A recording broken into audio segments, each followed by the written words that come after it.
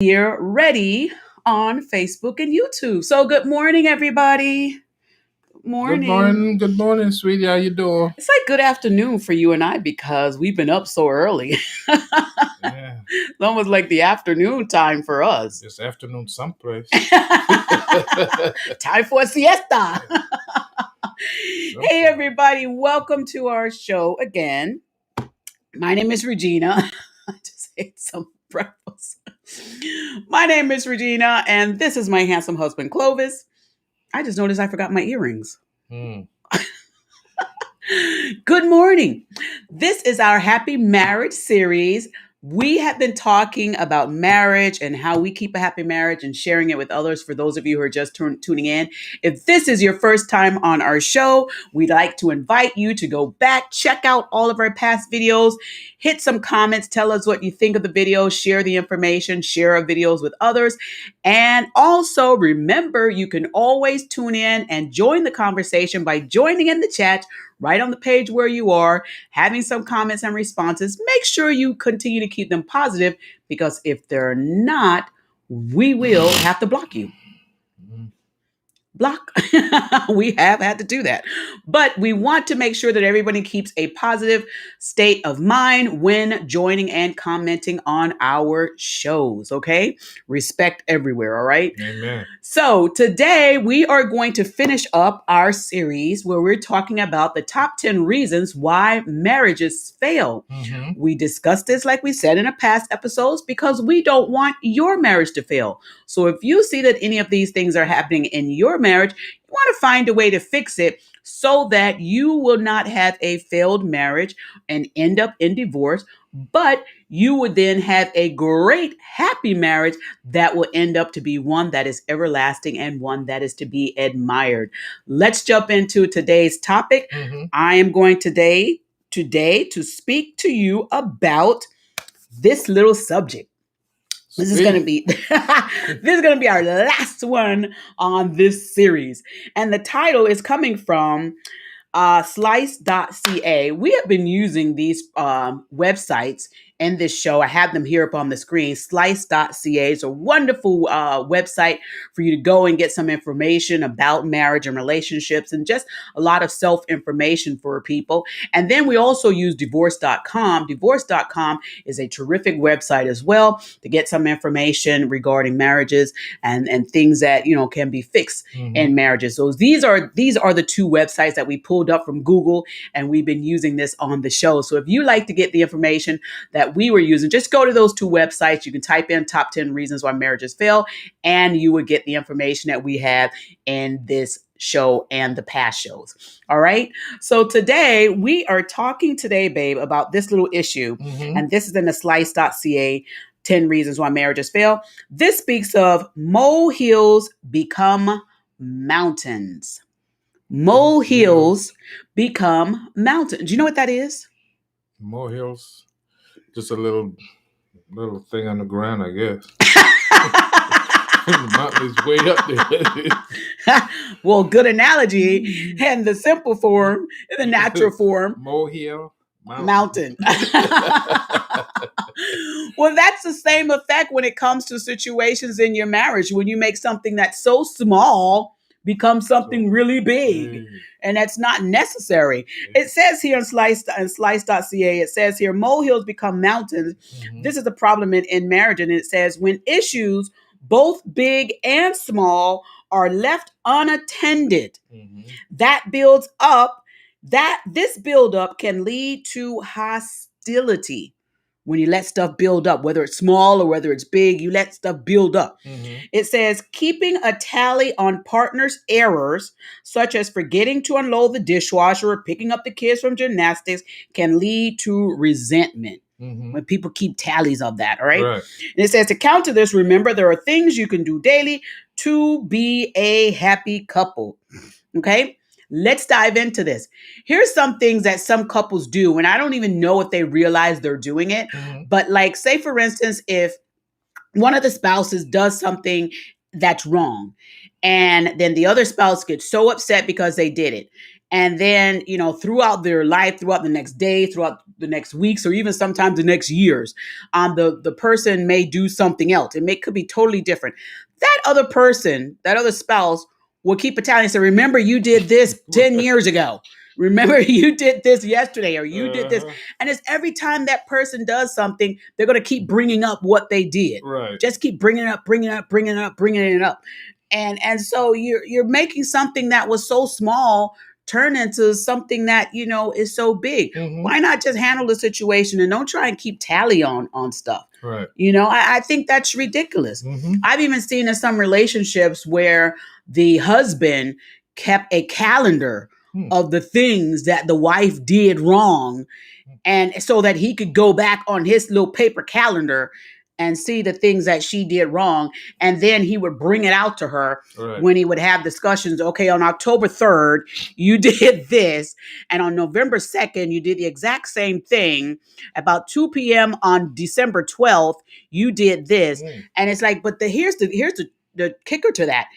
He never put any of the things on his calendar what he did. Mm-hmm. He only put the things on the calendar what she did. Right. And then when he would have the conversation, he'd bring this calendar out and have this conversation with her. Mm-hmm. I mean, that's crazy. Yeah, I don't have a calendar. You better believe you ain't got no calendar. No calendar in this the way house. You do things in a marriage. If you come up on a bump in the road or something, just try to handle it then before spiral out of control. Yeah. And then if someone, one of you do something that's the other person don't like, and you try to explain to them, say, hey, sweetie, you did this, and I remember you did this yesterday or a couple of days ago, or blah, blah, blah, blah, blah. That's crazy. Yeah. That's good. And I think what happened is when you continue to have someone live the same thing that they did, not only are you not getting over it, but you're not allowing the other person to get over it. Mm-hmm. And if neither of you are going to get over it, then why stay in the marriage? Right.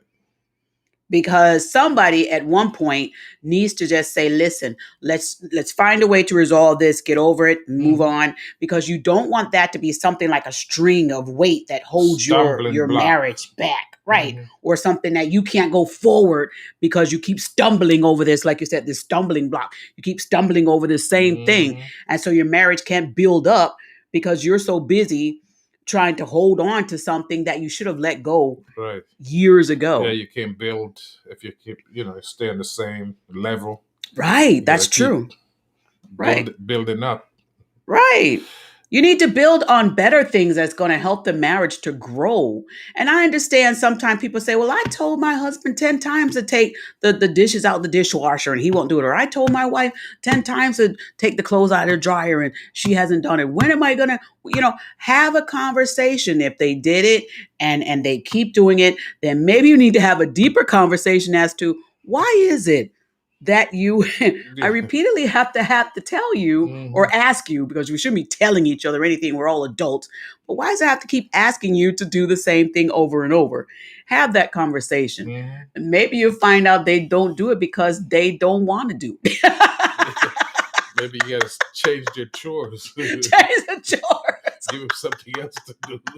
Maybe say, I'll take that one. You do something else. But there are ways to have a happy marriage and still have some things in your marriage that you disagree on.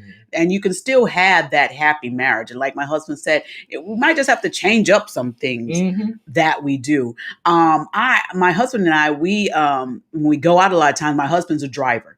He loves driving. Me, I can drive. I drive fine. Do you? I knew it was coming. Listen, I drive fine. But my husband, when we first got married, I would drive and my husband would sometimes sit in the passenger seat. Then after we were like, had been married for a few years or so, my husband decided, listen, let me just do the driving. I'm going to drive. And I was like, okay, but I need to drive too. I can drive. And there was a little discussion. Well, why can't I drive?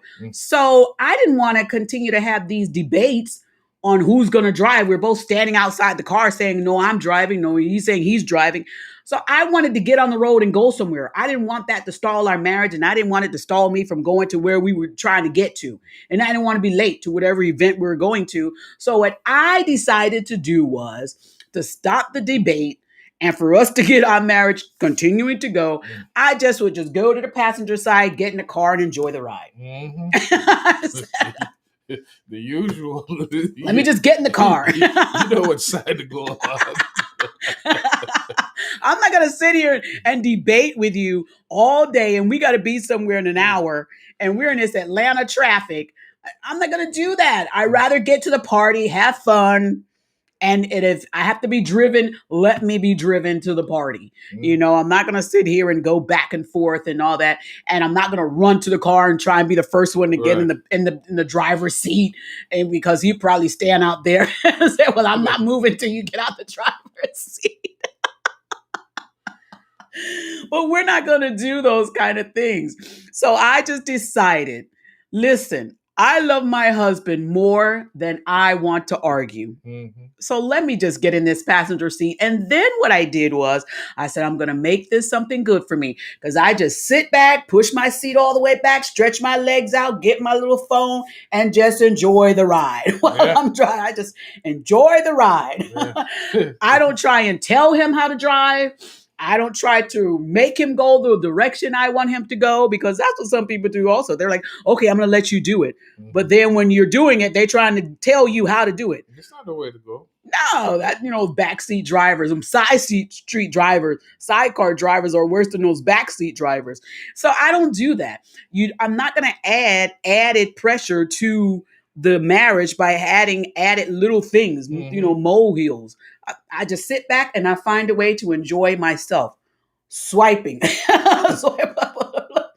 Watch my movies. And while he's driving, enjoying it, and I just find a way to enjoy it, and we have a good time at it. So there are some people that would make that into an argument all the way to the event. Right. They would argue, well, why wouldn't you let me get in the car and drive? Why can't I drive? Why do you always have to be the one to drive? Blah, blah. Listen, you're going to ruin the mood before you get out of the garage. No, enjoy it, right? Enjoy Have the that ride. good time. Listen, it's a long ride in 5 that hours. traffic. Yeah. Oh, no, I jump in the passenger seat quick when it goes to that. 10 minutes? Okay. I'll drive. 5 hours? Are you tired? Oh, no. Listen, when he's going on those long rides, there's no debate. I'm very happy to get in the passenger seat. Right? But when he's going on those short rides, I'm like, I could do it. And he's like, no. So I've gotten to the point now where I ask him before we even get in the car, babe, you want me to drive? The majority of the time, his answer is going to be no. There are very few times where he'll say, yeah, drive. And I'll just go ahead and drive. Here's another thing. You're right, Holy Spirit. I don't do this. Oh, so now you want to let me drive? I don't do that. Oh, so now? Oh, what? You tired? Something wrong with you? No. What I do, babe? So, okay. Okay. Okay. All right. Let's go. And then when I get in the driver's seat and my husband gets in the car in the passenger seat, he does hold on.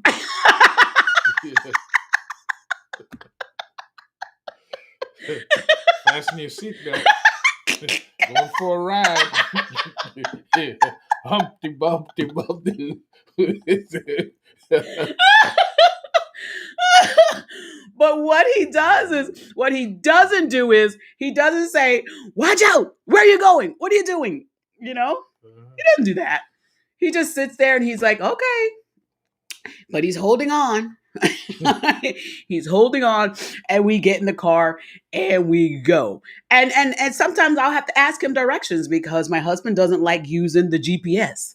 I think it's a man thing. I use the GPS. Yeah? Yeah, the first time I'm going someplace, but if I've been there 2 or 3 times, then I know which way I'm going, so I don't really need the GPS. Yeah. But if I'm first time around, usually I get the GPS out and get that address going. Yeah, but he really doesn't like using it, like he said, that often. Me, I'll put the GPS in to go to the corner store. Okay. Let's go around the corner.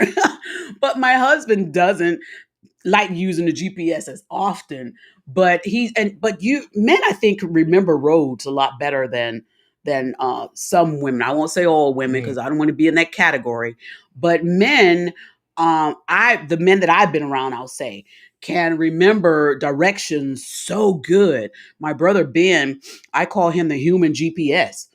Ben will remember roads in his mind. Listen, he could be in Florida. He was in Florida one time, and I was here in Georgia, and I was driving to show a property to a client, and my GPS went out. It just shut down, and I didn't know where I was. I called Ben, and Ben said, "Okay, sis, what street are you on?"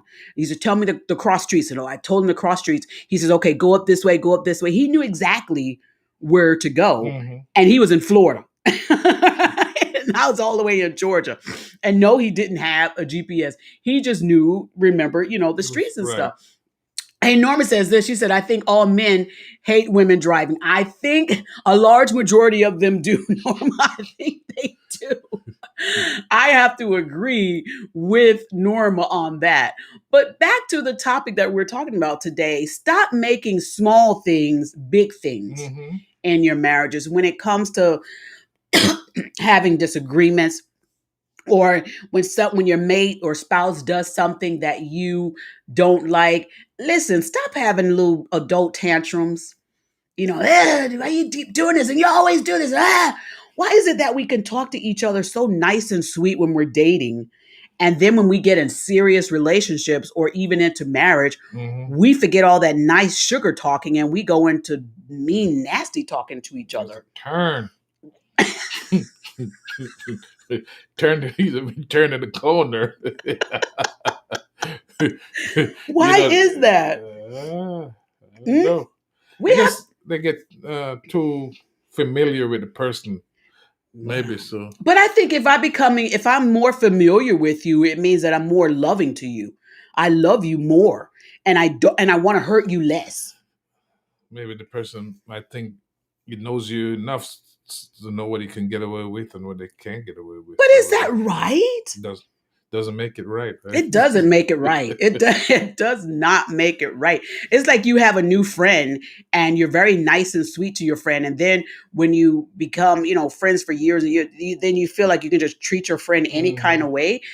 No, that we shouldn't be doing that to each other. Not at all. No, we should not be. And like you said, some people get real comfortable with one another, and they feel like in their comfort they can treat these people this way. Listen, I don't think there should be any time in any relationship, friendship or marriage, that a conversation with that person makes them feel belittled. I don't think that should happen at all. I really don't. I think that people, when you're having conversations with one another, whether they're your longtime friend, whether they're your husband, whether they're your new girlfriend or your new boyfriend, conversations should be respectful. Amen. All the way around. You should speak to people the way you want them to speak to you. And if you are a person that you love people yelling and screaming at you and calling you all kind of foul names, then go right ahead and receive it from somebody else.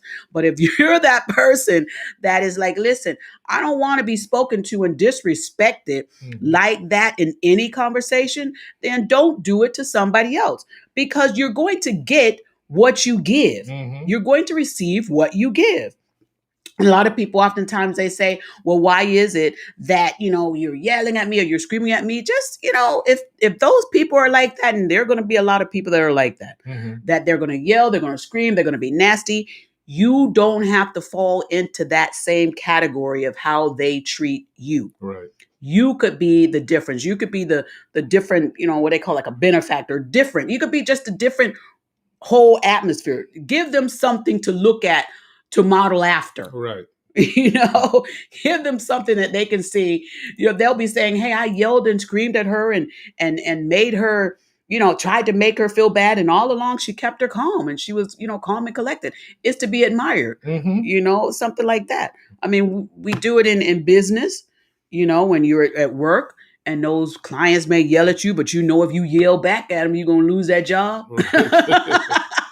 lose the client. Or lose the client. Yeah. So, hey, do that in your friendship. If you yell and scream at them, you might lose that friendship. And especially do it in your marriage. If you continue to yell and scream at that person, then you might lose that marriage. Mm-hmm. So, have a conversation. Something small happened, have a conversation, but just be sure if you have the right calm conversation. Amen right? Don't make it into a big molehill. And some things, sometimes we see them because people view things different. One person may view a little thing as something large, Mm-hmm. and another person may view that little thing as something small. But I don't think we should negate each other's feelings. Right. Like if you see it as small and I see it as big, I shouldn't tell you you're wrong. Yeah. Because that's the way you see it. And I have to be considerate of your feelings, Mm-hmm. and vice versa. And so then you'd have to explain to the person why you think it's right. big to you. It's a big A situation to you, and right. to me it may seem minuscule. Right. But then you have that conversation, and a large majority of the time when you end up having those conversations with each other, you find sometime that it's something deeper rooted. Like we spoke about this in some of our past videos. When you have that conversation with someone, if they see it as something very huge and you're like, I don't even see it as such a big deal. Why is it such a big deal? If you have that conversation, you might find out that there's something in their past that happened that it's a trigger point. Right. It's a trigger point for them. So have that conversation. And while you're having that conversation, and when they bring out maybe what truly is the triggering point to it, you could sympathize with them and you could understand where they're coming from. And now you have the opportunity with that spouse to nurture them and to let them know, I'm never going to be that person that did that to you or had you feel that way in the past. And now that I know this part about you, I'm going to make sure that I'm your protector, so that it, so you don't feel that way. Mm-hmm. So now you can come in as that, what the married couples are supposed to do. We're supposed to protect each other, protect each other's feelings, make sure that each other feels secure. I was thinking this morning with my husband had to go out to an early morning appointment. I'm so glad he was able to make it back in time for the show.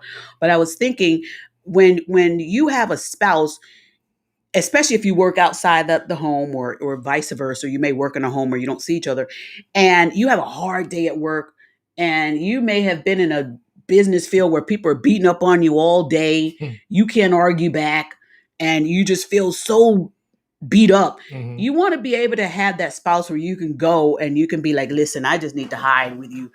Kind of like you just hide behind them and you just say, I just need that shelter.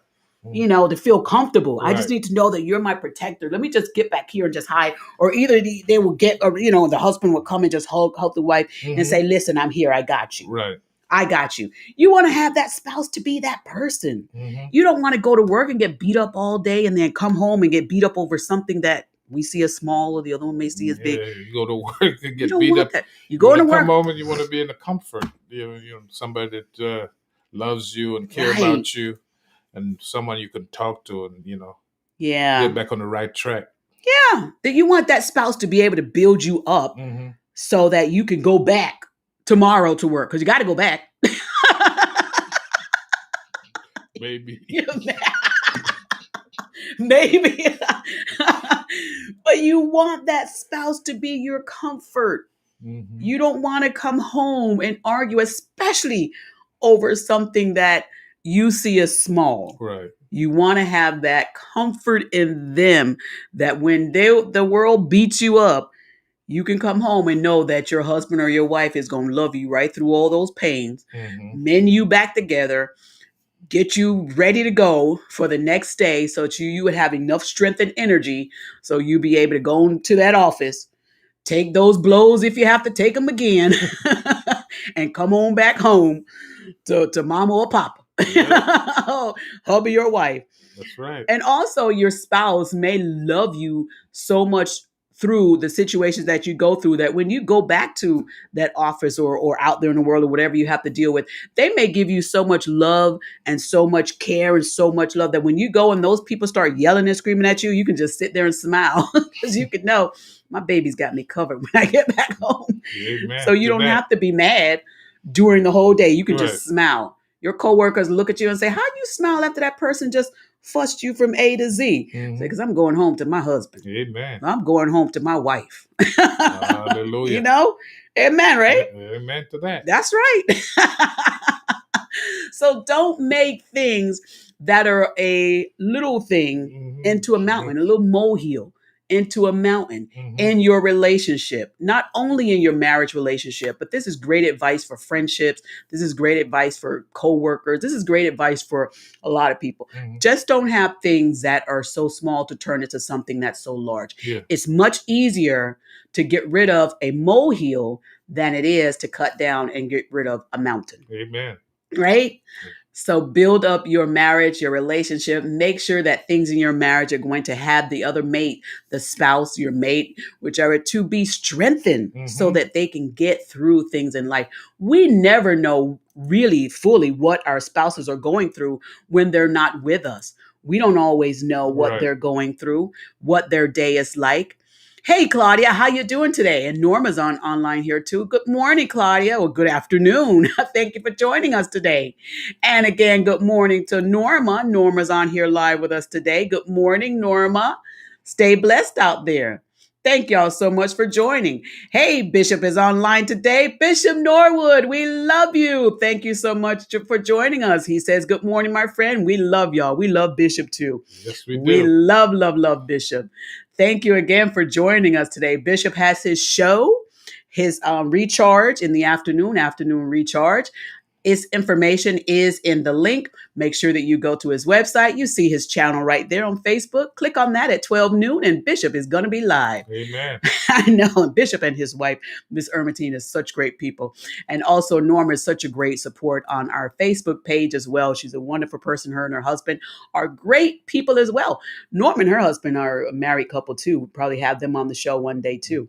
We'd ask Bishop and his wife as well because these are wonderful couples as well. Amen. Amen. So we want to thank you all for joining us today. We've had so much fun with this topic of the top 10 reasons why marriages fail. We're going to start another series, which we think is going to really enlighten and help marriages out there.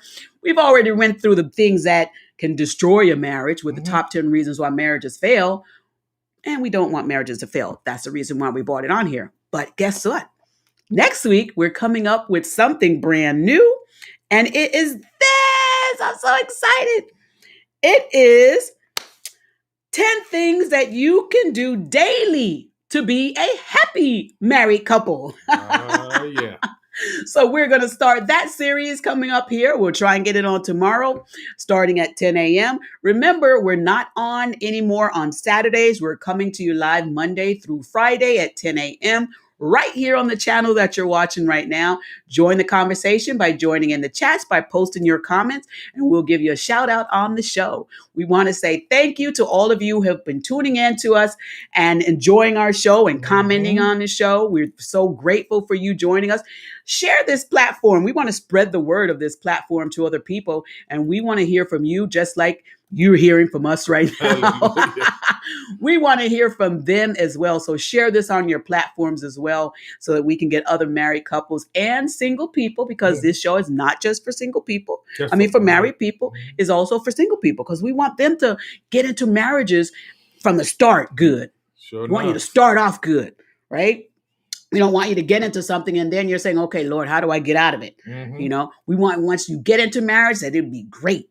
And you want to stay into that marriage. So make sure you check out all of our past episodes if you haven't checked them all out, so that you can have that great information of how you can have a happy married couple as well, just like my husband and I and several other couples that are out there.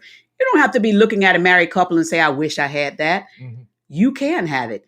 And you could be that couple that people are looking at saying, I wish I had what they have. Right? Glory. Love y'all for watching. We're going to run today. We've got several appointments we have to take care of. We're going to have an episode on that too. Married couples that work together. Because we do. Yes. Yeah, we do. And we still have a happy married life. Sure enough. You didn't say that too enthusiastically. Sure enough. Love y'all for joining today. We'll see you tomorrow morning at 10 a.m. Stay blessed. Day. All right.